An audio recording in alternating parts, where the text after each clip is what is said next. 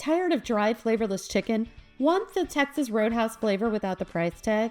Restaurant quality chicken in under 20 minutes. This copycat recipe will be your new weeknight hero. This recipe is super simple to make. You are going to need some chicken breasts and you're going to butterfly them, split them in half, and then you're going to pound them thin.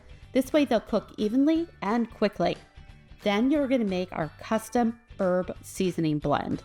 You already have all these ingredients in your pantry, so you can quickly mix this up. Generously season with our herb blend on both sides. Pan sear in hot oil for 5 minutes on each side or until the chicken's golden. While the chicken rests, char your lemons in the same pan. This is just like the Texas Roadhouse. When you're ready to serve, finish with melted butter and charred lemon juice. Hey, and now you have dinner solved.